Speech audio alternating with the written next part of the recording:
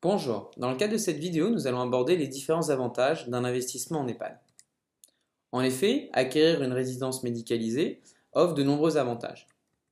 Le premier, qui me paraît principal, réside dans la garantie que l'on obtient au niveau des loyers au travers d'un bail commercial. Le bail commercial, contrairement à un bail d'habitation traditionnel, va être rédigé sur du long terme, 9 ans, 12 ans, dans lequel nous aurons un locataire, qui est en l'occurrence une société, va vous garantir votre loyer ainsi que son indexation.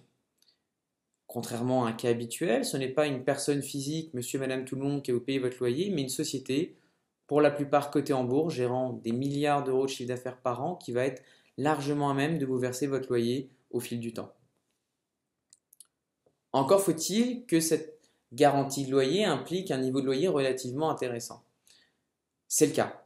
On a une forte rentabilité sur ce type de projet qui oscille entre 4,4 et 5%, qui sont garantis par le gestionnaire et qui sont complètement nets. En effet, le gestionnaire va payer toutes les charges qui sont afférentes à ce type de bien.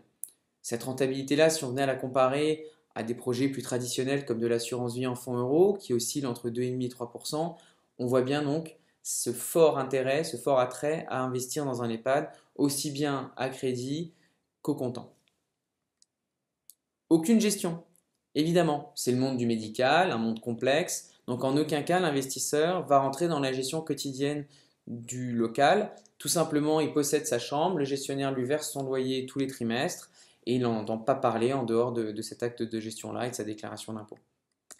Ce qui implique les éléments précédents, aucune trésorerie, puisque le gestionnaire prend tout à sa charge en dehors de la taxe foncière.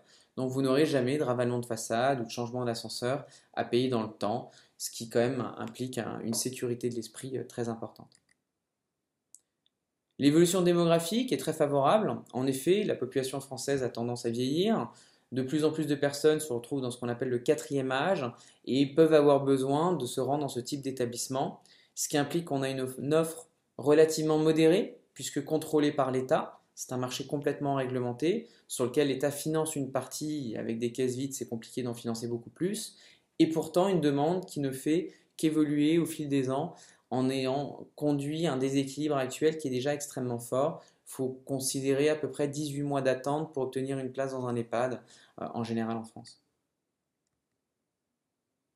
Vous souhaitez plus d'informations? Il ne vous reste plus qu'à contacter les spécialistes du cabinet de gestion privée Audia Finance, soit par téléphone, soit par mail.